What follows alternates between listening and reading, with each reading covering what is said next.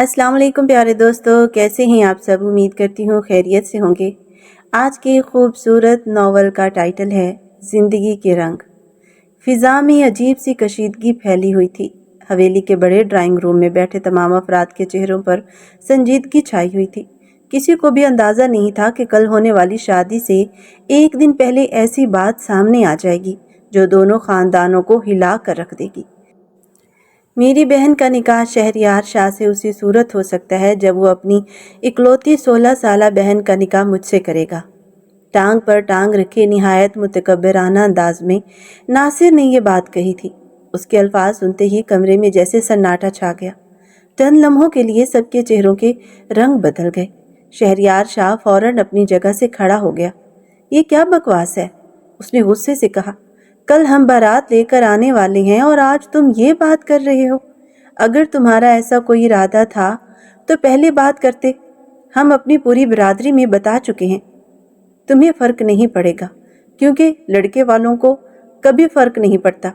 बात मेरी बहन की है और मैं अपनी बहन का रिश्ता तुम्हें उसी सूरत दूंगा जब तुम अपनी बहन का निकाह मुझसे करोगे, नासिर शाह ने दो टोक लहजे में कहा। नासिर के अंदर तो जैसे आग लगी हुई थी। उसका चेहरा अब तक गुस्से से तमतमा रहा था। कल मेहंदी के फंक्शन पर जिस तरह रुबीना शाह ने सबके सामने उसके मुंह पर थप्पड़ मारा था, वो उसी वक्त फैसला कर चुका था कि इस लड़की को हरगिज नहीं छोड़ेगा। उसकी अना बुरी तरह मजरूह हुई थी और वो हर कीमत पर उसका बदला लेना चाहता था। तुम पागल हो गए हो, शहरयार ने सख्त लहजे में कहा। मेरी बहन बहुत छोटी है, वो तुमसे आधी उम्र की है। तो क्या हुआ, नासिर ने फौरन जवाब दिया। इतनी भी छोटी नहीं कि शादी के काबिल ना हो। शहरयार, ये मेरा आखिरी फैसला है। अगर तुम चाहते हो कि कल तुम्हारी बारात का इस्तकबाल हम इज्जत और एहतराम से करें तो इससे पहले तुम्हें अपनी बहन का निकाह मुझसे करना होगा, वरना मैं इसी वक्त अपनी बहन का रिश्ता तुमसे ख़त्म करता हूँ। और ये बात भी याद रखना कि अपनी बहन की शादी मैं कल ही करूँगा और वैसी ही धूमधाम से करूँगा जैसी तुमसे होने वाली थी। शहरयार शाह के तो ये अल्फाज सुनकर ही होश उड़ गए। वो मुनज़्ज़ा को बेतहाशा चाहता था। बरसों की मोहब्बत के बाद वो आखिरकार उसकी होने वाली बीवी बनने जा रही थी, मगर नासिर ने अचानक ऐसी शर्त रख दी थी कि वो बुरी तरह फंस कर रह गया था। एक तरफ उसकी लाडली छोटी बहन थी जिसे वो अपनी जान से भी ज़्यादा अजीज़ रखता था, और दूसरी तरफ उसकी मोहब्बत, उसके ख्वाब और उसकी ज़िंदगी थी। नासिर ने वाकई उसे बहुत बुरे तरीके से घेर लिया था। इसी दौरान शहरयार के वालिद बोल उठे। मैं अपनी छोटी सी बेटी का निकाह हरगिज़ नासिर से नहीं करूँगा। उनके लहजे में एक बाप की बेबसी और दर्द साफ झलक रहा था। नासिर ने बेनियाजी से कंधे उचकाए। ठीक है, फिर आप जा सकते हैं। मैं अपनी बहन की कल ही धूमधाम से निकाह कर दूंगा। कमरे का माहौल मजीद बोझल हो गया। शहरयार शाह अपने वालिद की तरफ मुड़ा। बाबा जान, आप जानते हैं कि अगर ऐसा हुआ तो हम खानदान में कहीं भी मुंह दिखाने के काबिल नहीं रहेंगे। पूरी बिरादरी को मालूम है कि कल मेरी शादी है। उसके वालिद ने गहरा सांस लिया और नम आंखों से अपने बेटे की तरफ देखा। तुम्हारी शादी और ख़ानदान की ऊंची नाक की खातिर मैं अपनी मासूम बेटी को कभी भी उसके हवाले नहीं कर सकता। शहरयार ने बेबसी से आंखें बंद की, फिर अपने वालिद के करीब होकर धीमी आवाज़ में बोला। बाबा साईं, हमें इसकी बात माननी पड़ेगी। हम रुबीना का निकाह कल कर देते हैं, लेकिन रुखसती नहीं करेंगे। बाद की बात बाद में देखी जाएगी। ये बात उसने अपने वालिद के कान के बिल्कुल करीब होकर कही थी ताकि दूसरा कोई ना सुन सके, मगर नासिर फौरन बोल उठा। ठीक है, तो फिर पहले मेरा निकाह होगा, उसके बाद तुम्हारा निकाह होगा। मंजूर है? चंद लम्हों की खामोशी के बाद शहरयार शाह ने बेदिली से सर हिला दिया। ठीक है, फैसला हो चुका था। दोनों बाप बेटा अपनी बिरादरी के अफराद के साथ उठकर वापस अपनी हवेली की जानिब रवाना हो गए, लेकिन इन दोनों के जहनों में एक ही सवाल गर्दिश कर रहा था। कल तक तो नासिर ने ऐसी कोई बात नहीं की थी, फिर अचानक ये सब कैसे हो गया? नासिर सरदार फिरोज खान का बेटा था। سردار فیروز خان کے دنیا سے رخصت ہونے کے بعد نہ جانے وہ خود کو کیا سمجھنے لگا تھا۔ حالانکہ سردار فیروز نہایت اعلیٰ اخلاق اور نرم مزاج شخصیت کے مالک تھے، مگر ان کا بیٹا ناصر حد سے زیادہ مغرور اور ضدی تھا۔ منزہ کا رشتہ بھی سردار فیروز خان نے ہی اپنے قریبی دوست کے بیٹے شہریار شاہ کے ساتھ طے کیا تھا۔ 3 سال تک منزہ اور شہریار کی منگنی رہی تھی۔ ان 3 برسوں میں دونوں خاندانوں کے تعلقات مزید مضبوط ہوتے گئے تھے اور سب کو یقین تھا کہ یہ شادی دونوں خاندانوں کی خوشیوں کا سبب بنے گی۔ مگر قسمت کو شاید کچھ اور ہی منظور تھا۔ شادی سے صرف 1 دن پہلے حالات نے ایسا رخ اختیار کر لیا تھا کہ نہ صرف 2 محبت کرنے والے دل آزمائش میں پڑ گئے تھے، بلکہ 2 خاندانوں کی عزت، انا اور برسوں پرانے تعلقات بھی داؤ پر لگ چکے تھے۔ کل مہندی کے فنکشن تک سب کچھ بالکل ٹھیک چل رہا تھا۔ حویلی میں خوشیوں کا راج تھا، ہر طرف کہکے گونج رہے تھے۔ رشتہ داروں کی چہل پہل عروج پر تھی اور آنے والی شادی کی تیاریاں آخری مراحل میں داخل ہو چکی تھی۔ کسی کے وہم و گمان میں بھی نہیں تھا کہ چند گھنٹوں بعد سب کچھ بدلنے والا ہے۔ مہندی کی تقریب ختم ہونے کے بعد رات کو جیسے ہی ناصر حویلی میں پہنچا، اس نے فوراً شہریار کو فون کیا۔ پرسوں شادی ہے، اس لیے کل کچھ معمولات طے کرنے ہیں۔ میں چاہتا ہوں کہ تم اپنے بزرگوں کے ساتھ حویلی آؤ۔ جو بھی بات ہوگی سب کے سامنے اور بھری محفل میں ہوگی۔ ناصر نے مختصر مگر معنی خیز انداز میں کہا تھا۔ فون بند ہونے کے بعد شہریار شاہ اور سکندر شاہ ایک دوسرے کا چہرہ دیکھتے رہ گئے۔ دونوں سمجھ نہیں پا رہے تھے کہ آخر ناصر ایسی کون سی بات کرنا چاہتا ہے جس کے لیے اس نے باقاعدہ پورے خاندان کو بلایا ہے۔ ان کے ذہن میں طرح طرح کے خدشات آ رہے تھے، مگر جو کچھ ہونے والا تھا اس کا تصور بھی وہ نہیں کر سکتے تھے۔ دوسری طرف حویلی میں کسی کو بھی معلوم نہیں تھا کہ سکندر شاہ اور شہریار شاہ اپنی لاڈلی کے متعلق کیسا فیصلہ کر کے واپس آئے ہیں۔ روبینہ تو ہاتھوں میں لگی مہندی کو دیکھ دیکھ کر خوشی سے پھولی نہیں سما رہی تھی۔ کبھی ایک کزن کو اپنے ہاتھ دکھاتی تو کبھی دوسری کو، کبھی آئینے کے سامنے کھڑی ہو کر مسکراتی اور کبھی اپنی چوڑیوں کو کھن کھنا کر خوش ہو جاتی۔ میں تو کل اپنے بھیا کی شادی پر نیلے رنگ کی میکسی پہنوں گی، اس کے ساتھ میچنگ چوڑیاں بھی اور میچنگ جیولری بھی، وہ خوشی سے چہکتے ہوئے سب کو بتا رہی تھی۔ اس کے لیے خاص طور پر ہر چیز اس کی پسند کے مطابق خریدی گئی تھی۔ وہ آنے والی شادی کو اپنی زندگی کا سب سے خوبصورت جشن سمجھ رہی تھی، جبکہ اسے اندازہ بھی نہیں تھا کہ قسمت اس کے لیے کیا فیصلہ لکھ چکی ہے۔ جب سکندر شاہ اور شہریار شاہ حویلی پہنچے تو دونوں کے چہروں پر پریشانی صاف جھلک رہی تھی۔ ان کے قدم بوجھل تھے اور دل بے شمار اندیشوں سے بھرے ہوئے تھے، مگر روبینہ ان سب باتوں سے بے خبر بھاگتی ہوئی آئی اور اپنے بابا کے گلے سے جھول گئی۔ بابا دیکھ لیجئے گا، کل میں دلہن سے بھی زیادہ پیاری لگوں گی۔ کوئی پہچان ہی نہیں پائے گا کہ دلہن کون ہے اور دلہے کی بہن کون ہے۔ اس کی شوخ بات سن کر سکندر شاہ کے دل میں جیسے کسی نے خنجر گھونپ دیا۔ اس نے کپ کپاتے ہاتھ سے اپنی بیٹی کے سر پر ہاتھ پھیرا اور بمشکل مسکراتے ہوئے بولا، جاؤ بیٹی، میرے لیے پانی لے کر آؤ، مجھے بہت پیاس لگی ہے۔ روبینہ فوراً خوشی خوشی وہاں سے چلی گئی تو سکندر شاہ نے شہریار کی طرف دیکھا۔ اس کی آنکھوں میں بے بسی تھی۔ مجھے سمجھ نہیں آ رہا کہ میں اپنی معصوم بچی کا نکاح اس شخص سے کیسے کر دوں۔ اس کی آواز دکھ سے بھری ہوئی تھی۔ شہریار نے گہرا سانس لیا۔ بابا سائیں، ایک بار منزہ کو اس گھر میں آنے دیں، اس کے بعد میں منزہ کو مجبور کر دوں گا کہ وہ اپنے بھائی سے یہ بات منوائے کہ ناصر میری بہن کو طلاق دے دے۔ سکندر شاہ نے چونک کر اپنے بیٹے کی طرف دیکھا۔ تم میری معصوم سی بیٹی پر طلاق کا دھبا لگانا چاہتے ہو؟ ان کی آواز بلند ہو گئی تھی۔ شہریار فوراً بولا، میں کسی قیمت پر بھی ناصر کو روبینہ نہیں سونپ سکتا۔ روبینہ میں میری جان بستی ہے اور منزہ اب میری محبت کے ساتھ ساتھ میری غیرت اور ضد بھی بن چکی ہے۔ ناصر چاہتا ہے کہ ساری برادری کے سامنے ہماری ناک کٹ جائے، ہم ذلیل و رسوا ہو جائیں، اور میں ایسا ہرگز نہیں ہونے دوں گا۔ सिकंदर शाह खामोश हो गया, मगर उसके दिल में अजीब व गरीब वसवसे जन्म ले रहे थे। इसे बार बार महसूस हो रहा था कि जो कुछ वो करने जा रहे हैं शायद दुरुस्त नहीं।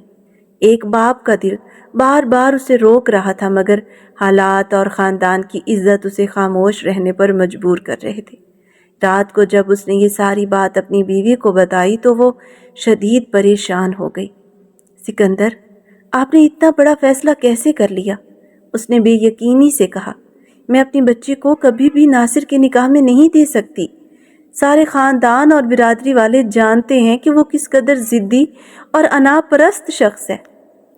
अपने सामने किसी को कोई हैसियत नहीं देता। मैं अपनी बेटी को कभी भी उसके हवाले नहीं कर सकती। उसकी आंखों में आंसू आ गए थे। और आपको पता है ना, रुबीना कितनी मासूम है। अभी तो उसे सिर्फ अपनी भाई की शादी की खुशी है। उसे तो ये तक नहीं मालूम कि उसके बारे में क्या फैसला हो चुका है।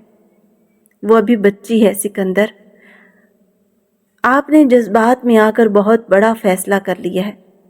आपको शहरयार की बात नहीं माननी चाहिए थी। सिकंदर शाह ने थके हुए अंदाज में अपनी पेशानी मसली। इज्जत का मामला था। उसने हमारी इज्जत के साथ खेलने की कोशिश की है।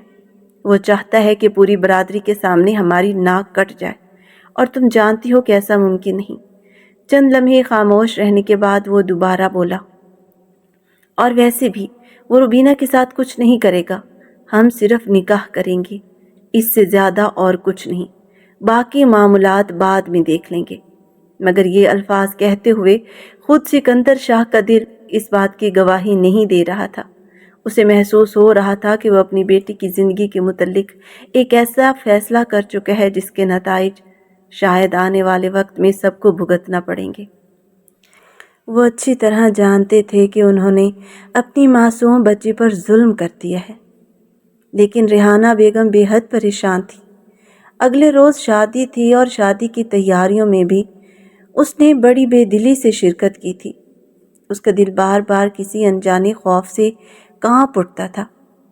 रुबीना आज बेहद खूबसूरत लग रही थी, बिल्कुल किसी गुड़िया जैसी। हल्के मेकअप, मेहंदी से सजे हाथों और चमकती आंखों के साथ वो अपनी उम्र से भी ज़्यादा मासूम दिखाई दे रही थी। जैसे ही बारात के आने का वक्त करीब आया, रेहाना बेगम का दिल मुट्ठी में बंद हो गया। उसे शुरू से ही मुनज़्ज़ा पसंद नहीं थी और ना ही नासिर पसंद था। वो तो सिर्फ इसलिए मुनज़्ज़ा को अपनी बहू बनाने पर राज़ी हुई थी क्योंकि उनका बेटा शहरयार उसे बेहद पसंद करता था। और फिर ये रिश्ता सरदार फिरोज़ खान ने खुद तय किया था। जब बारात नासिर के हवेली पहुंची तो उनका शानदार इस्तकबाल किया गया। हर तरफ रोशनियों की चकाचौंध थी। मेहमानों का रश था और बज़ाहिर सब कुछ मामूल के मुताबिक लग रहा था। जैसे ही शहरयार निकाह के लिए बैठा, नासिर अचानक खड़ा हो गया और बुलंद आवाज़ में बोला, शहरयार के निकाह से पहले मेरा निकाह होगा, शर्त के मुताबिक। उसकी बात सुनकर एक लम्हे को माहौल फिर से बोझल हो गया। सिकंदर शाह ने भारी दिल के साथ असबात में सर हिलाया और कहा, रुबीना को ले आओ। चंद लम्हों बाद रुबीना बड़े इत्मीनान से चलती हुई आई और अपने बाप के करीब आकर बैठ गई। उसे अभी तक कुछ समझ नहीं आ रहा था। सिकंदर शाह ने उसके सर पर हाथ फेरा और कहा, बेटा, जब मौलवी साहब पूछें तो कह देना कबूल है। रुबीना ने हैरत से अपने बाप को देखा। मैं समझी नहीं बाबा। सिकंदर शाह के गले में जैसे अल्फाज अटक गए। बाबा की जान, जो बाबा तुमसे कह रहे हैं बस वही करना। मगर जब निकाह की कार्रवाई शुरू हुई तो आहिस्ता आहिस्ता रुबीना के चेहरे का रंग उड़ने लगा। वो 10वीं जमात की तालबा थी, निकाह के मफ़हूम और मकसद से अच्छी तरह वाकिफ़ थी। जब मौलवी साहब ने नासिर का नाम लिया तो उसकी आंखें हैरत और खौफ से फैल गईं। अगले ही लम्हे उसकी आंखों से आंसू बहने लगे। दूसरी जानिब नासिर के चेहरे पर मुतकब्बिराना मुस्कुराहट फैली हुई थी। उसकी आंखों में गरूर, अना और फतह का एहसास साफ नजर आ रहा था। खौफ के मारे रुबीना ने अपने बाप का हाथ मजबूती से पकड़ लिया। बाबा, मुझे इस शख्स से निकाह नहीं करना, ये मुझे नहीं छोड़ेगा। उसकी आवाज़ रौंद गई थी। सिकंदर शाह का दिल टुकड़े टुकड़े हो रहा था, मगर वो बेबस था। بیٹا تم سے کہا نا، کہو قبول ہے۔ باپ کی آنکھوں میں بے بسی اور شکست دیکھ کر روبینہ مزید کچھ نہ کہہ سکی۔ اس نے لرزتے ہاتھوں سے اپنے آنسو صاف کیے اور کپ کپاتے لبوں کے ساتھ قبول ہے کہہ دیا۔ یوں لگا جیسے اس نے خود اپنے آپ کو ایک بہت بڑی مصیبت کے حوالے کر دیا ہو۔ اس کے بعد شہریار اور منزہ کا نکاح بھی ہو گیا، لیکن اصل طوفان ابھی باقی تھا۔ جب رخصتی کا وقت آیا تو ناصر اچانک آگے بڑھا اور اس نے روبینہ کا بازو مضبوطی سے پکڑ کر اپنی طرف کھینچ لیا۔ وہ کسی کٹی پتنگ کی طرح لڑکھڑاتی ہوئی اس کے پہلو سے جا لگی۔ یہ کیا بدتمیزی ہے؟ یہ منظر دیکھ کر سکندر شاہ اور شہریار شاہ دونوں غصے سے بھر گئے تھے۔ ناصر نے طنزیہ انداز میں کہا، بدتمیزی کیسی؟ آپ لوگ میری دلہن کو کہاں لے کر جا رہے ہیں؟ میں نے اپنی بہن کا نکاح شرط کے مطابق تم سے کر دیا ہے۔ سکندر شاہ آگے بڑھے، میں نے ابھی صرف اپنی بیٹی کا نکاح کیا ہے۔ جب تک وہ 18 سال کی نہیں ہو جاتی اس کی رخصتی نہیں ہوگی۔ انہوں نے نہایت غضبناک لہجے میں کہا۔ ناصر ہنسا، جب نکاح ہو سکتا ہے تو رخصتی بھی اسی وقت ہو سکتی ہے۔ آپ منزہ کو لے جا سکتے ہیں لیکن روبینہ کو نہیں لے جا سکتے۔ روبینہ مسلسل اس کی مضبوط گرفت سے اپنی کلائی چھڑوانے کی کوشش کر رہی تھی۔ بابا پلیز، مجھے اس شخص کے ساتھ نہیں رہنا، مجھے اپنے ساتھ لے کر جائے، مجھے نہیں رہنا اس کے ساتھ۔ اس کی سسکیاں ہر سننے والے کے دل کو چیر رہی تھی۔ مگر اب ناصر قانونی طور پر اس کے تمام حقوق اپنے نام کر چکا تھا۔ چاہ کر بھی سکندر شاہ اور ریحان شاہ کبھی کچھ نہیں کر سکتے تھے۔ یہ منظر دیکھ کر ریحانہ بیگم پھٹ پڑی، یہ انسان نہیں جلاد ہے۔ میں نے آپ کو پہلے ہی کہا تھا کہ اس کے ذہن میں ضرور کوئی چال چل رہی ہے۔ یہ میری معصوم بچی کے ساتھ کیا سلوک کرے گا؟ مگر ناصر کے چہرے پر ذرا برابر اثر نہ ہوا۔ روبینہ بار بار اپنا ہاتھ چھڑوانے کی کوشش کر رہی تھی، جبکہ ناصر نے غصے سے اسے گھورتے ہوئے کہا، اپنا یہ رونا دھونا بند کرو ورنہ تمہارا بہت برا حشر کروں گا۔ تھپڑ مارا تھا نا تم نے میرے منہ پر، آج تمہیں اس تھپڑ کی گونج اس طرح سنائی دے گی کہ زندگی بھر نہیں بھول پاؤ گی۔ روبینہ خوف سے کانپ گئی۔ میرا ہاتھ چھوڑو، مجھے اپنے بابا کے ساتھ جانا ہے۔ میں کہتی ہوں میرا ہاتھ چھوڑو، وہ بار بار رو رو کر کہہ رہی تھی، مگر ناصر نے اس کی ایک نہ سنی۔ اس نے اس کی کلائی مزید مضبوطی سے پکڑی اور اسے تقریباً گھسیٹتے ہوئے اپنے کمرے تک لے جانے کے بعد ناصر نے روبینہ کو بے رحمی سے بیڈ پر دھکیل دیا تھا۔ خوف کے مارے اس کا پورا وجود لرز رہا تھا، جبکہ ناصر کے چہرے پر غرور، انتقام اور شفقت صاف دکھائی دے رہی تھی۔ آج کی رات تمہاری چیخیں پوری حویلی میں گونجیں گی، اس نے نہایت خطرناک لہجے میں کہا تھا۔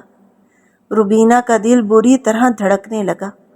اسے محسوس ہو رہا تھا کہ وہ ایک ایسی مصیبت میں پھنس چکی ہے جہاں سے نکلنے کا کوئی راستہ نہیں۔ ناصر کی آنکھوں میں وہی انتقام بھڑک رہا تھا جو مہندی والے دن سے اس کے دل میں پل رہا تھا۔ دراصل پہلی بار ناصر نے روبینہ کو شہریار شاہ کی مہندی پر غور سے دیکھا تھا۔ 3 سال پہلے جب منزہ کی منگنی شہریار شاہ کے ساتھ ہوئی تھی، تب روبینہ بہت چھوٹی تھی اور ہمیشہ بچوں کے ساتھ کھیلتی رہتی تھی، اس لیے ناصر نے کبھی اس پر خاص توجہ نہیں دی تھی۔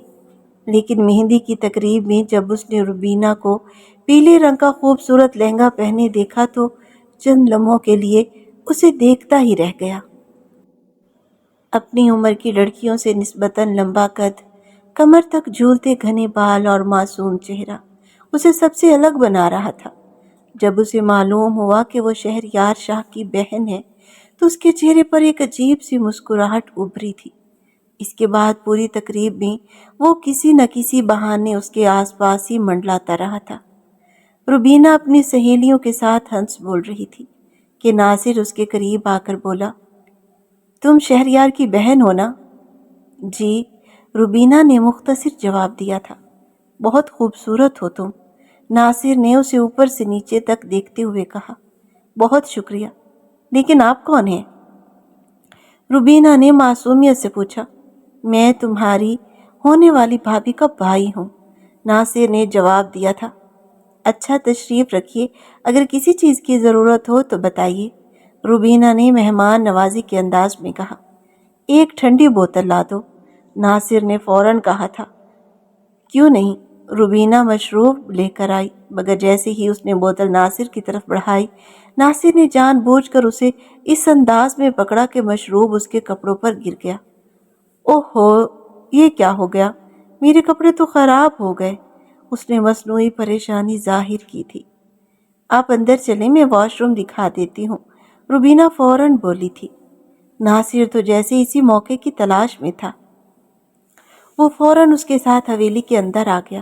اس وقت تقریب کے باعث زیادہ تر لوگ باہر مصروف تھے۔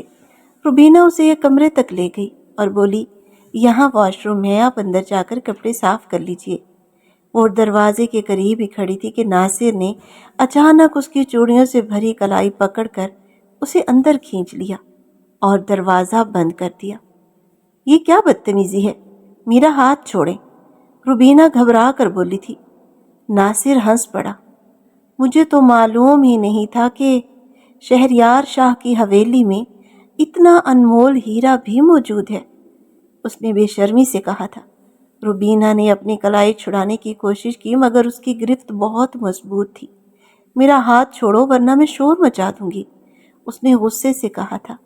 اس شور شرابے اور ڈھول کی آواز میں تمہاری آواز سنے گا کون؟ ناصر نے طنزیہ لہجے میں جواب دیا تھا۔ کم آن یار، اتنے بھی کیا نخرے دکھا رہی ہو؟ اگر تھوڑا سا اپنی بھابھی کے بھائی کا دل بہلا لوگی تو کیا فرق پڑے گا؟ یہ کہہ کر اس نے روبینہ کو کلائی سے کھینچا تھا۔ وہ بے ساختہ اس کے سینے سے جا لگی تھی۔ ناصر نے اگلا لمحہ برباد کیے بغیر اس کی کمر پر اپنا ہاتھ رکھا اور فاصلہ ختم کیا تھا۔ روبینہ تو اس کی گرفت میں کسمسا کر رہ گئی تھی۔ اس کے دونوں ہاتھ اس کے سینے پر رکھ کر اسے زور سے دھکا دیا اور ذرا سا پیچھے ہٹی۔ روبینہ کی کلائی بھی چھوٹ گئی۔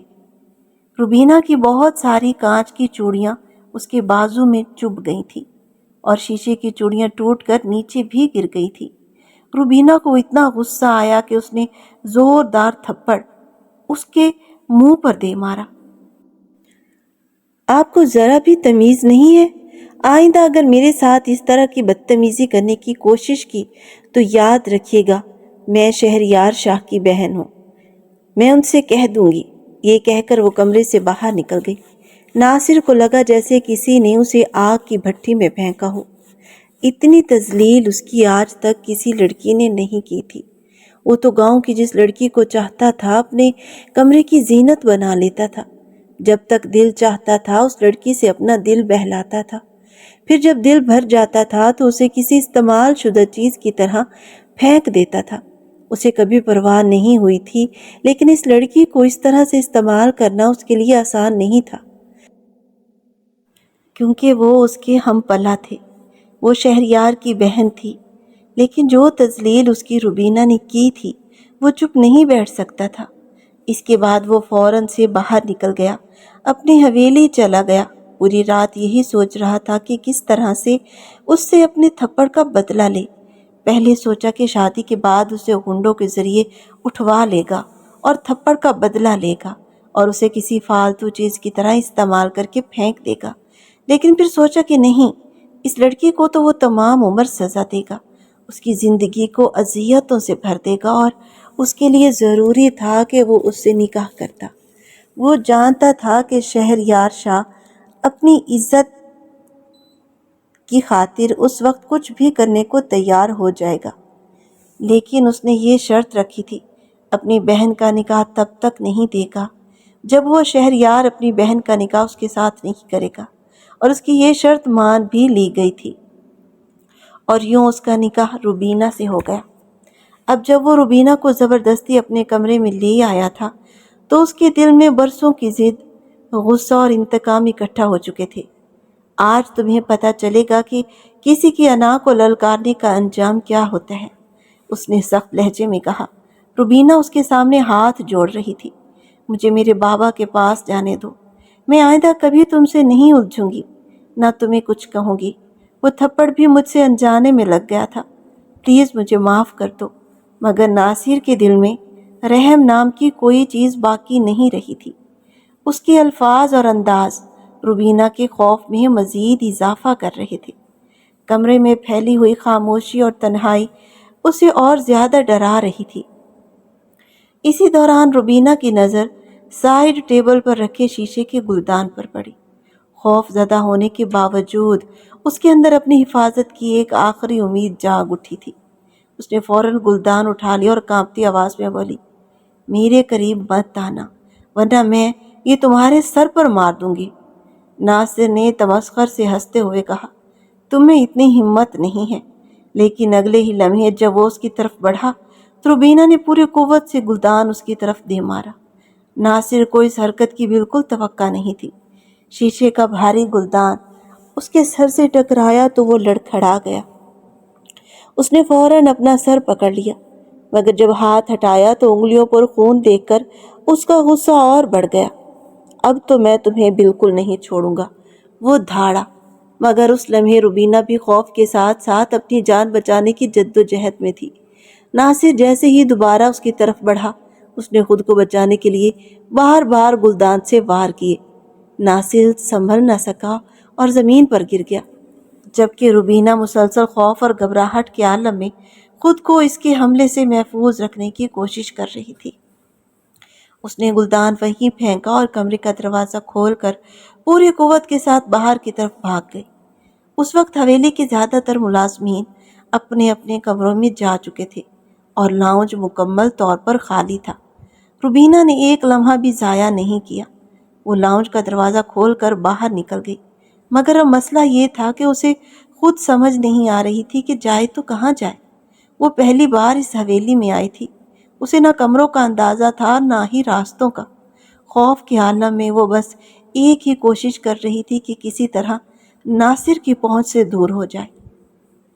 بھاگتے بھاگتے وہ حویلی کے پچھلے حصے میں جا پہنچی، جہاں پارکنگ ایریا میں کئی گاڑیاں کھڑی تھی۔ اس کی نظریں بے چینی سے کسی محفوظ جگہ کو تلاش کر رہی تھی۔ اچانک اس نے ایک گاڑی کی ڈگی کھلی دیکھی۔ اس نے فوراً ادھر ادھر دیکھا اور اگلے ہی لمحے ڈگی کے اندر گھس کر خود کو بند کر لیا۔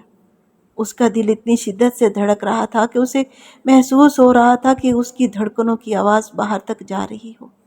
اس نے اپنے منہ پر ہاتھ رکھ لیا تاکہ اس کی سسکیوں کی آواز کسی تک نہ پہنچ سکے۔ آنسو مسلسل اس کے رخساروں پر بہہ رہے تھے۔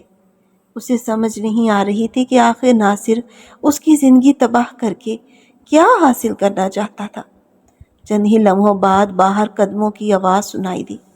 ناصر تیزی سے چلتا ہوا پارکنگ تک آیا اور چوکیدار سے بولا، کیا تم نے یہاں سے روبینہ کو جاتے ہوئے دیکھا ہے؟ چوکیدار نے حیرت سے اس کی طرف دیکھا۔ نہیں صاحب، میں نے تو نہیں دیکھا۔ رات کافی گہری ہو چکی تھی اور چوکیدار بھی نیم غنودگی میں تھا، اس لیے اس کی نظر روبینہ پر نہیں پڑی تھی۔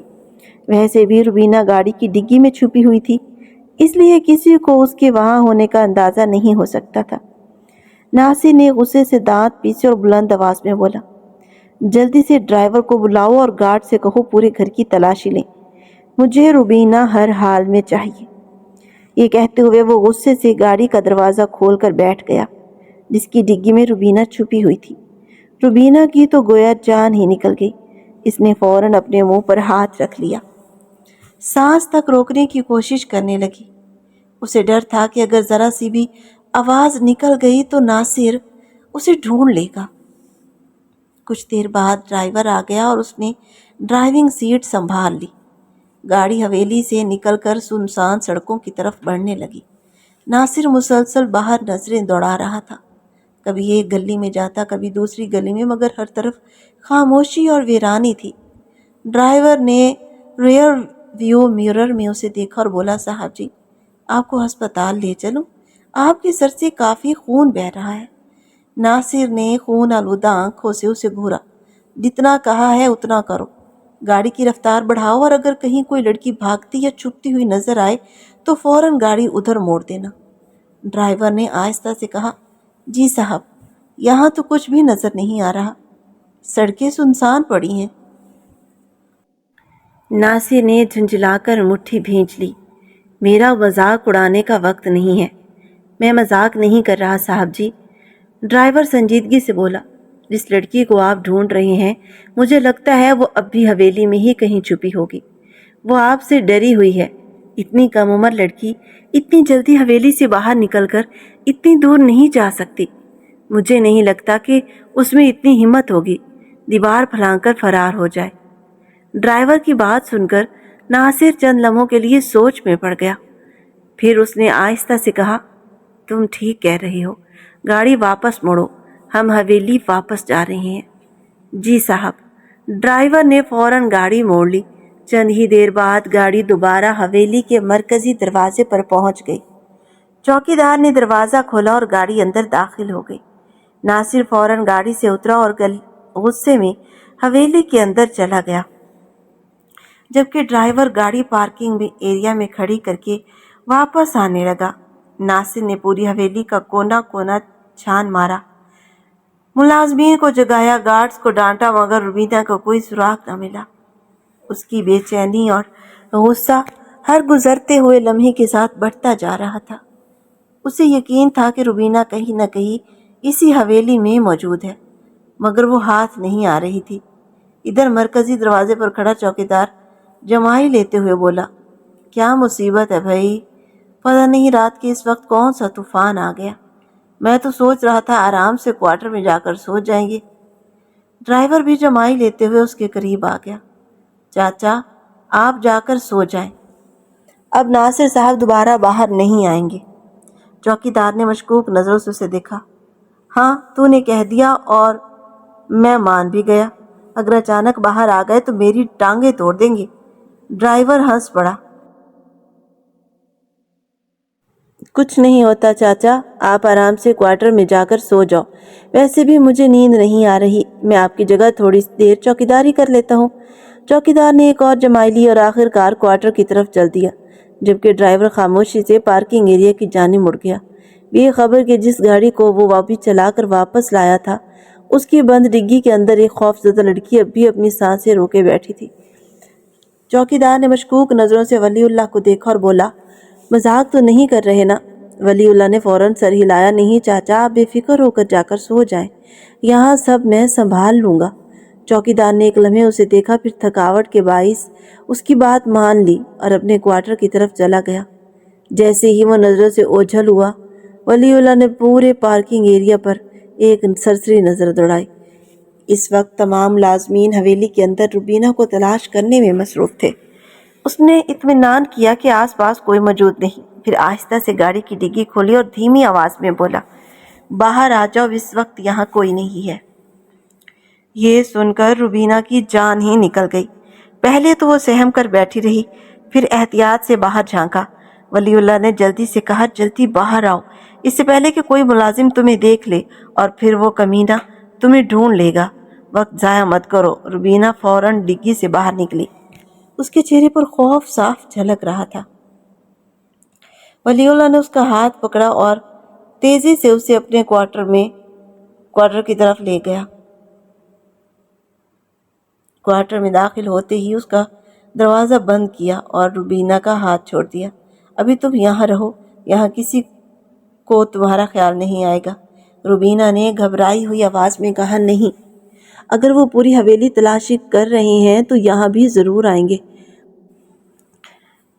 वलीउल्लाह ने चंद लम्हे सोचा, फिर सर हिलाया। बात तो तुम्हारी ठीक है, मुमकिन है यहाँ भी तलाशी ली जाए। 2 मिनट रुको, मैं कुछ सोचता हूँ। वो पूरे कमरे का जायज़ा लेने लगा। अचानक उसकी नज़र एक बड़े लोहे के संदूक पर पड़ी। उसने संदूक खोला। आधा संदूक कपड़ों से भरा पड़ा था, जबकि बाकी आधा खाली था। अगर ज़रूरत पड़ी तो तुम इसके अंदर छुप जाना, उसने संजीदगी से कहा। मैं दरवाज़ा बंद करके बाहर जा रहा हूँ। अगर मैं दरवाजे पर दस्तक दूँ तो समझ जाना कि मेरे साथ कोई आया है। ख़ास तौर पर अगर वो तुम्हें ढूंढते हुए यहाँ पहुँच गए हों, तब तुम फ़ौरन इस संदूक के अंदर लेट जाना और ढक्कन बंद कर लेना। जब वो लोग वापस चले जाएंगे तो मैं खुद आकर संदूक खोल दूँगा। لیکن اگر میں بغیر دستک دیے اندر آ جاؤں تو سمجھ لینا کہ میں اکیلا ہوں اور خطرے کی کوئی بات نہیں۔ روبینہ نے خاموشی سے سر ہلا دیا۔ اس کے پاس اس کے علاوہ کوئی راستہ بھی نہیں تھا۔ وہ لوہے کے صندوق پر بیٹھ گئی، جبکہ ولی اللہ دروازہ بند کر کے باہر نکل گیا۔ باہر جا کر وہ چوکیدار کی خالی کرسی پر بیٹھ گیا اور ایسے ظاہر کرنے لگا جیسے کچھ ہوا ہی نہ ہو۔ ادھر پوری حویلی کی چھان بین جاری تھی۔ ایک ایک کمرہ، ایک ایک راہداری اور ایک ایک گوشہ دیکھا جا چکا تھا، مگر روبینہ کو کوئی سراغ نہیں ملا تھا۔ ناصر کا غصہ ہر گزرتے لمحے کے ساتھ بڑھتا جا رہا تھا۔ وہ خود بھی کئی بار مختلف حصوں کی تلاشی لے چکا تھا۔ آخر کار وہ باہر آیا اور جھنجھلا کر بولا، وہ حویلی میں کہیں نہیں ہے۔ ولی اللہ نے جمائی دباتے ہوئے کہا، اچھا تو پھر کیا خیال ہے آپ کا؟ دوبارہ سڑکوں کی خاک چھان لیتے ہیں؟ ہو سکتا ہے کہیں کھیتوں میں یا کسی سنسان جگہ چھپی ہو۔ اس کی بات سن کر ناصر کا پارا مزید چڑھ گیا۔ اپنی زبان بند رکھ، تو ہی تھا جس نے کہا تھا کہ وہ حویلی میں ہوگی۔ تیرے کہنے پر میں واپس آیا ہوں، اور اب پتہ نہیں وہ کہاں جا پہنچی ہوگی۔ ولی اللہ نے معصوم سا چہرہ بنا لیا۔ صاحب جی، مجھے تو یہی لگا تھا کہ اتنی سی لڑکی اتنی بڑی دیوار پھلانگ کر باہر نہیں نکل سکتی۔ میں تو صرف اندازہ لگا رہا تھا۔ اگر میرا اندازہ غلط نکل آیا تو اس میں میرا کیا قصور؟ اتنے میں ایک ملازم آگے بڑھا اور بولا، سردار جی، پوری حویلی کی تلاشی لے لی ہے، صرف ملازمین کے کوارٹر رہ گئے ہیں، اگر کہیں تو وہ بھی دیکھ لیتے ہیں۔ یہ سنتے ہی ولی اللہ کے دل کی دھڑکن تیز ہو گئی۔ اس نے اپنے چہرے پر کوئی تاثر نہیں ظاہر ہونے دیا۔ ناصر نے فوراً کہا، ہاں ٹھیک ہے، جاؤ اور سب کوارٹر بھی چیک کرو۔ ولی اللہ کو محسوس ہوا جیسے اس کی جان حلق میں آ کر اٹک گئی ہو۔ اس نے فوراً سر کو ہاتھ لگایا اور بولا، صاحب جی، میرے سر میں بہت درد ہو رہا ہے، میں جا کر آرام کر لوں۔ ناصر نے جھنجھلا کر جواب دیا، جاؤ، جہاں مرنا ہے جاؤ، تم سے تو ویسے بھی کوئی ڈھنگ کا مشورہ نہیں ملتا۔ میں دوسرے ڈرائیور کے ساتھ جا رہا ہوں۔ یہ کہہ کر اس نے دوسرے ڈرائیور کو بلایا اور گاڑی میں بیٹھ کر دوبارہ باہر نکل گیا۔ ولی اللہ نے اطمینان کا سانس لیا، مگر خطرہ ابھی ٹلا نہیں تھا۔ وہ تیزی سے اپنے کوارٹر کی طرف بڑھا۔ دوسری طرف چند ملازمین بھی کوارٹرز کی تلاشی کے لیے آ رہے تھے۔ دروازے تک پہنچتے ہی ولی اللہ نے جلدی سے دروازے پر دستک دی تاکہ روبینہ خبردار ہو جائے۔ ایک ملازم نے حیرانی سے پوچھا، یہ کیا کر رہے ہو؟ دروازہ تو کھلا ہی ہوگا۔ ولی اللہ فوراً بولا، ارے نہیں، سردیوں میں یہ دروازہ اکثر جام ہو جاتا ہے، ایسے نہیں کھلتا، ذرا پیچھے ہٹو، میں زور لگاتا ہوں۔ یہ کہتے ہوئے اس نے جان بوجھ کر دروازہ کھولنے میں وقت لگانا شروع کر دیا۔ کبھی کنڈی ہلانے کا بہانہ کرتا، کبھی دھکا لگانے کا۔ یوں اس نے تقریباً 5 منٹ گزار دیے تاکہ اندر بیٹھی روبینہ خود کو اچھی طرح چھپا سکے۔ تب تک ٹرنک بند ہو چکا تھا اور روبینہ اس کے اندر چھپ چکی تھی۔ اس نے ایک لمحے کو گہری سانس لی، جیسے دل کی دھڑکن کچھ سنبھل گئی ہو۔ ملازمین نے پورے کوارٹر کی تلاشی لی، مگر کچھ نہ ملا، اور آخر کار سب باہر نکل گئے۔ پوری حویلی کا کونا کونا چھان مارا گیا تھا، مگر روبینہ کا کوئی سراغ نہیں ملا۔ ناصر نے آدھی رات سڑکوں پر اس کی تلاش میں گزار دی، کھیتوں تک کو نہیں چھوڑا۔ اسے یوں محسوس ہو رہا تھا جیسے روبینہ کو زمین نکل گئی ہو یا آسمان کھا گیا ہو۔ وہ شدید بے چینی اور غصے میں تھا۔ تھکن اس کے چہرے سے جھلک رہی تھی، مگر ضد ابھی بھی باقی تھی۔ آخر کار وہ واپس حویلی آیا اور غصے سے بولا، میں اس لڑکی کو چھوڑوں گا نہیں۔ پھر اس نے اپنے گارڈز کو حکم دیا کہ پورے گاؤں کی تلاشی لی جائے۔ وہ اتنی ذہین نہیں ہے کہ یہاں سے نکل سکے، یقیناً کہیں نہ کہیں گاؤں کے کسی گھر میں چھپی ہوئی ہے۔ یہ کہہ کر وہ اپنے کمرے میں چلا گیا اور کچھ دیر بعد سو گیا۔ صبح جیسے ہی اس کی آنکھ کھلی، دوسری طرف ولی اللہ نے ٹرک میں چھپی ہوئی روبینہ کو آہستہ سے جگایا۔ وہ فوراً گھبرا کر اٹھ بیٹھی۔ ولی اللہ نے جلدی سے کہا، اٹھو، وقت کم ہے، میرے ساتھ چلو، میں تمہیں گاڑی میں چھپا کر شہر لے جاؤں گا تاکہ تم اس آدمی سے بچ سکو۔ وہاں میں تمہیں کسی محفوظ جگہ تک پہنچا دوں گا، باقی پھر تمہاری قسمت۔ روبینہ نے روتے ہوئے کہا، مجھے میرے بابا کے گھر چھوڑ دو۔ ولی اللہ نے سنجیدگی سے جواب دیا، اب یہ آسان نہیں ہے، تم اس کے نکاح میں آ چکی ہو۔ اگر تم واپس گئی تو وہ قانونی طریقے سے تمہیں دوبارہ واپس لے لے گا اور تمہیں دوبارہ بھاگنے کا موقع نہیں ملے گا۔ اس نے جلدی سے اس پر ایک چادر ڈال دی اور باہر لے آیا۔ ہلکی ہلکی صبح کی روشنی پھیل رہی تھی۔ اس نے احتیاط سے گاڑی کی ڈگی کھولی اور روبینہ کو اندر لیٹنے کا کہا۔ وہ لیٹ گئی اور ڈگی بند کر کے گاڑی لے کر گیٹ سے باہر نکل آیا، جہاں چوکیدار ابھی پوری طرح چوکس نہیں تھا۔ گاؤں سے نکلتے ہی اس نے گاڑی ایک سنسان جگہ روکی اور روبینہ کو پچھلی سیٹ پر بٹھا دیا تاکہ اسے کچھ آرام مل سکے۔ وہ تیز رفتاری سے گاڑی چلاتا ہوا شہر کی طرف بڑھ گیا اور 4 گھنٹے کا سفر 2.5 گھنٹوں میں طے کر لیا۔ شہر پہنچتے ہی اس نے روبینہ سے کہا، اگر تمہاری کوئی سہیلی یا جاننے والی ہو تو بتاؤ، میں تمہیں وہاں چھوڑ دیتا ہوں۔ روبینہ پھوٹ پھوٹ کر رونے لگی، میرا یہاں کوئی نہیں ہے، میں کسی کو نہیں جانتی، میں تو کبھی اکیلی شہر بھی نہیں آئی، مجھے صرف میرے بابا اور بھائی کے پاس جانا ہے۔ ولی اللہ کچھ دیر خاموش رہا، پھر بولا، اچھا ٹھیک ہے، پہلے تمہیں کسی محفوظ جگہ پر رکھنا ضروری ہے۔ وہ اپنے ایک دوست کے گھر پہنچا اور دروازہ کھٹکھٹایا۔ دروازہ ساجد نے کھولا۔ روبینہ کو دیکھ کر وہ حیران ہوا۔ یہ کون ہے، تمہاری بیوی ہے کیا؟ ولی اللہ نے جھنجھلا کر کہا، چپ کرو، ہر وقت تمہاری زبان پر یہی باتیں ہوتی ہیں۔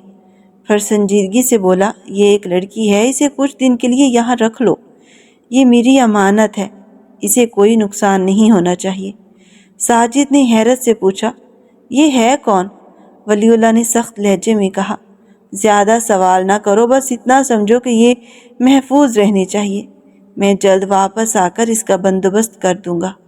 ساجد نے کچھ سوچ کر کہا، کوئی مسئلہ تو نہیں ہے نا، تم کسی کی بہن بیٹی کو مشکل میں تو نہیں ڈال رہے؟ ولی اللہ نے سنجیدگی سے جواب دیا، اگر ایسا ہوتا تو میں اسے یہاں نہ لاتا۔ ساجد کو شک ہونے لگا، وہ سنجیدہ لہجے میں بولا، دیکھو ولی اللہ، اگر معاملہ کچھ اور ہوا تو میں اس لڑکی کو یہاں نہیں رکھ سکتا، میرے لیے بہت بڑی مصیبت کھڑی ہو جائے گی۔ ولی اللہ نے فوراً بات کاٹ دی، ایسی کوئی بات نہیں ہے، یہ کوئی مصیبت نہیں، بلکہ بس مجبور لڑکی ہے جسے میں بچا کر لایا ہوں، بھگا کر نہیں، زیادہ سے زیادہ 2-3 دن کی بات ہے، میں اس کا کوئی مستقل بندوبست کر لوں گا۔ ادھر جب ناصر واپس حویلی پہنچا تو اس کی بے چینی حد سے بڑھ چکی تھی۔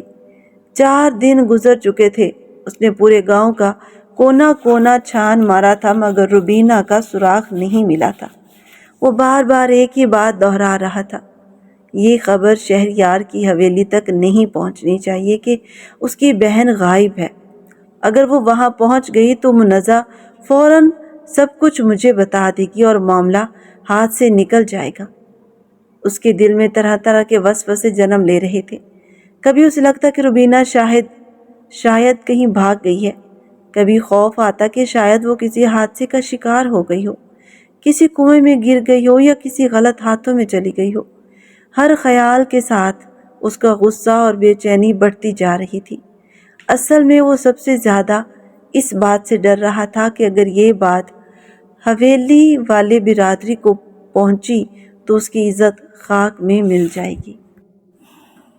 انہی دنوں ولی اللہ ناصر کے پاس آیا اور بولا، صاحب جی مجھے چھٹی چاہیے، مجھے پشاور جانا ہے، میری والدہ کی طبیعت ٹھیک نہیں ہے۔ ناصر اس وقت بہت ہی شدید پریشان تھا۔ اس نے لاپرواہی سے کہا، ٹھیک ہے جاؤ، لیکن چند دن میں واپس آ جانا۔ ولی اللہ نے فوراً ہاں کی اور وہاں سے روانہ ہو گیا، مگر حقیقت میں وہ سیدھا روبینہ کو ساتھ لے کر پشاور چلا گیا، کیونکہ وہ جانتا تھا کہ وہاں اس کے اپنے لوگ اور اس کی برادری موجود ہے، جہاں حالات کچھ حد تک قابو میں رہ سکتے ہیں۔ جب وہ روبینہ کو لے کر گھر پہنچا تو اس کی والدہ نے اسے شک بھری نظروں سے دیکھا۔ یہ کس لڑکی کو ساتھ لے کر آیا ہے؟ انہوں نے سخت لہجے میں پوچھا۔ ولی اللہ نے نرمی سے کہا، اماں یہ ایک مجبور لڑکی ہے، اسے مدد کی ضرورت ہے۔ مگر اماں نے فوراً ٹوک دیا، جھوٹ مت بول، میں جانتی ہوں تو اسے شادی کر کے لایا ہے۔ ہمارے علاقے میں بغیر رشتے کے کسی لڑکی کا آنا ممکن نہیں۔ سچ بتا۔ ولی اللہ چند لمحے خاموش رہا، پھر مجبوری میں بول پڑا، نکاح نہیں ہوا، لیکن ہم اسے حالات کی مجبوری میں یہاں لے کر آئے ہیں۔ یہ سن کر ماں کا چہرہ سخت ہو گیا۔ خدا کے بندے، تجھے اندازہ بھی ہے اگر جرگے کو پتہ چل گیا تو کیا ہوگا؟ وہ تمہیں چھوڑیں گے نہیں۔ ولی اللہ نے بے بسی سے کہا، اماں، ہم اس سے محبت کرتے ہیں، آپ بس نکاح کروا دیں، کسی کو کچھ پتہ نہیں چلے گا۔ آپ کہہ دینا یہ کوئی دور کی رشتہ دار ہے۔ اس کی ماں کچھ دیر خاموش رہی، پھر حالات کی سنگینی دیکھتے ہوئے خاموشی سے راضی ہو گئی۔ ادھر روبینہ اس پورے فیصلے پر کانپ رہی تھی، مگر اس کے پاس کوئی راستہ نہیں تھا۔ یوں حالات کے دباؤ میں ایک نکاح کا ڈھونگ رچایا گیا، مگر ولی اللہ نے واضح کر دیا کہ وہ اس پر کوئی زبردستی نہیں کرے گا۔ میں تمہیں ہاتھ تک نہیں لگاؤں گا جب تک تمہیں اس شیطان سے مکمل نجات نہیں مل جاتی۔ اس کے بعد وہ چند دن رک کر دوبارہ ناصر کی طرف لوٹ آیا، دل میں ایک ہی سوچ لیے کہ کسی طرح روبینہ کو اس ظلم سے ہمیشہ کے لیے بچایا جا سکے۔ تم بہت اچھے انسان ہو ولی اللہ، روبینہ نے آہستہ سے کہا۔ ولی اللہ نے سنجیدگی سے جواب دیا، جب تک میں واپس نہیں آتا میری ماں کو کچھ مت بتانا۔ وہ سر ہلا کر بولی، نہیں، میں کچھ نہیں بتاؤں گی۔ یہ کہہ کر وہ دونوں اپنے اپنے راستے چلے گئے۔ ولی اللہ دوبارہ حویلی کی طرف لوٹ آیا۔ ناصر ان دنوں روبینہ کو پاگلوں کی طرح ڈھونڈ رہا تھا، جیسے اس کی پوری زندگی اسی ایک کام میں الجھ گئی ہو۔ اس کے دل میں خوف بھی تھا اور غصہ بھی۔ اسے اپنی عزت اور اپنی انا ہر چیز سے زیادہ عزیز تھی۔ اسی دوران شہریار شاہ منزہ کو ساتھ لے کر ناصر کے سامنے آیا۔ اس نے سخت لہجے میں کہا، میں اپنی بہن سے ملنا چاہتا ہوں۔ ناصر نے طنزیہ مسکراہٹ کے ساتھ جواب دیا، بہن ہوتی تو مل بھی لیتا۔ تمہاری بہن نے تمہیں دھوکہ دیا ہے، وہ بھاگ گئی ہے، وہ کسی اور کے ساتھ چلی گئی ہے۔ یہ سنتے ہی شہریار کا غصہ پھٹ پڑا۔ اس نے ناصر کا گریبان پکڑ لیا، تم میری معصوم بہن پر جھوٹے الزام لگا رہے ہو۔ کہاں ہے میری بہن؟ اس نے اس کے ساتھ کیا کیا ہے؟ مجھے بتاؤ ورنہ میں تمہیں زندہ نہیں چھوڑوں گا۔ دونوں کے درمیان شدید جھگڑا شروع ہو گیا۔ وہ ایک دوسرے پر ٹوٹ پڑے۔ منزہ چیختی رہی، لڑائی مت کرو، مگر بات بڑھتی گئی۔ گارڈز نے بمشکل شہریار کو پکڑ کر پیچھے کیا۔ شہریار چلاتا رہا، میں تمہیں چھوڑوں گا نہیں، میری بہن کہاں ہے؟ تم نے اسے چھپا کر رکھا ہے۔ منزہ روتے ہوئے ناصر کے سامنے آ گئی، آخر تم بتاتے کیوں نہیں ہو؟ روبینہ کہاں ہے؟ وہ ایسی نہیں تھی، وہ بہت معصوم تھی۔ میں نے تمہیں پہلے ہی کہا تھا کہ تم اس سے زبردستی نہ کرو۔ اب بتاؤ تم نے اس کے ساتھ کیا کیا؟ اب بتاؤ تم نے اس کے ساتھ کیا کیا؟ لیکن ناصر کے پاس کوئی جواب نہیں تھا، کیونکہ حقیقت میں وہ خود بھی نہیں جانتا تھا کہ روبینہ کہاں ہے۔ شہریار غصے میں باہر نکل گیا اور دھمکی دی، میں تمہیں جان سے مار دوں گا۔ چند گھنٹوں بعد حالات نے نیا رخ اختیار کر لیا۔ پولیس حویلی کے باہر پہنچ چکی تھی۔ ناصر پر روبینہ کے قتل کا الزام لگا دیا گیا۔ اسے گرفتار کر لیا گیا اور طویل قانونی کارروائی کے بعد اسے سزائے موت سنائی گئی۔ 1 مہینے بعد ناصر کو پھانسی دے دی گئی۔ ادھر وقت گزرتا رہا۔ 3 مہینے بعد جب روبینہ کی عدت مکمل ہوئی تو ولی اللہ نے اسے نکاح کر لیا۔ وہ واپس اپنی پرانی حویلی جانا نہیں چاہتی تھی، کیونکہ اسے ڈر تھا کہ حقیقت سامنے آ جائے گی اور سب کچھ دوبارہ بکھر جائے گا۔ ولی اللہ کے پاس نہ دولت تھی نہ آسائشیں، مگر اس کے پاس ایک سچا اور نرم دل تھا۔ روبینہ نے آہستہ آہستہ اسی سادہ زندگی کو قبول کر لیا۔